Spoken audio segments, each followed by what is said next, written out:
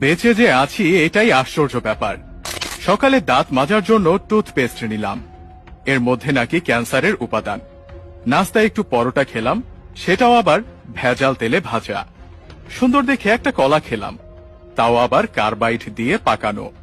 চাঙা হওয়ার জন্য এক মগ কফি নিলাম, সেটাই নাকি কফির গুঁড়ো কম, তেঁতুল বীজের গুঁড়ো বেশি। কাঁচা বাজারে গেলাম টাটকা শাক সবজি কেনার জন্য, কিনবো কি, সব তো হাইব্রিড সার দিয়ে ফলানো। মশলা আর হলুদ গুঁড়ো নিলাম, ওতে আবার লেড আর ক্রোমাইট কেমিক্যাল মেশানো। সয়াবিন তেল দিয়ে রান্না করব, সেই তেলের অর্ধেকই নাকি পাম অয়েল মেশানো। মাছ মুরগি খাবো, কিন্তু সেগুলোকে ভেজাল পোল্ট্রি ফিড খাইয়ে বড় করা হয়। গরমের দিনে একটু তরমুজ খেতে মন চাইলো, সেটা নাকি পটাশিয়াম পারম্যাঙ্গানেট দিয়ে লাল করা।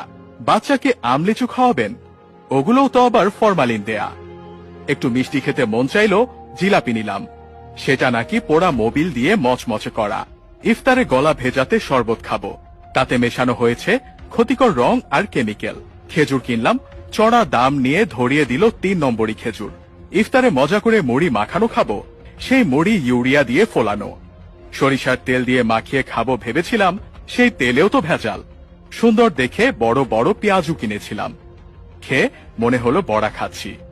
আলুর চপে আলুর নামগন্ধ নেই, বেগুনিতে বেগুন খুঁজে পেলাম না।